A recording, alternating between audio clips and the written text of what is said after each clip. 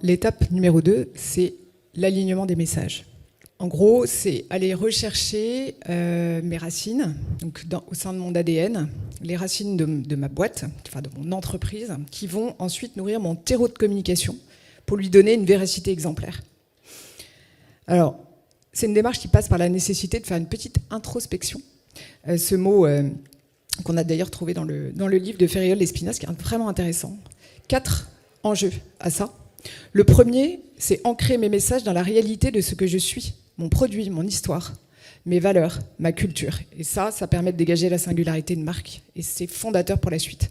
Également, proposer une autre vision qui va être décorrélée de la concurrence et des modes, de la mode. Là, on réfléchit empreinte durable. Comment je veux qu'on parle de moi, comment je veux qu'on me voit non pas dans 2 ans, non pas dans 6 mois, mais dans 20 ans, dans 30 ans, dans 50 ans. Il y a certaines boîtes comme Michelin qui le font super bien.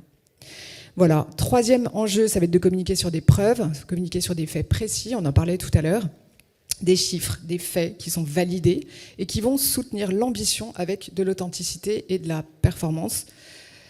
Voilà, et enfin contribuer, je dirais, à créer un futur qui soit désirable. Avoir envie qu'il y ait un déclic qui se passe quand on s'adresse aux consommateurs, aux clients.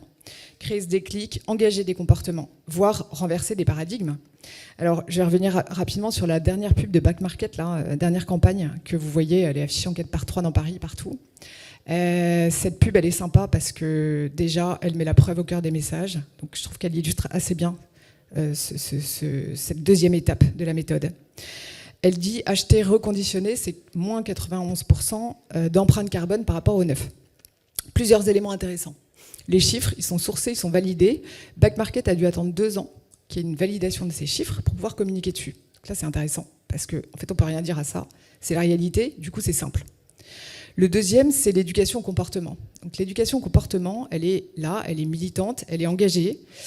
Ils disent l'iPhone que vous aimez sans l'empreinte carbone que vous détestez.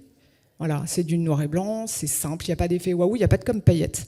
On est sur de l'argumentation plutôt que de l'injonction. Et ils vont même un petit peu au-delà, ils renversent les paradigmes, les tabous tombent, puisque Back Market challenge, je dirais, c'est un peu la première fois, des Apple, des Huawei, des Samsung sur le terrain de l'écologie.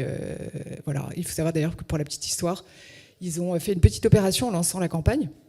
Ils sont allés hacker des Apple Store, enfin voilà, certains Apple Store en Europe, dont 2 à Paris, pour diffuser via iOS des messages aux consommateurs qui s'apprêtent à acheter.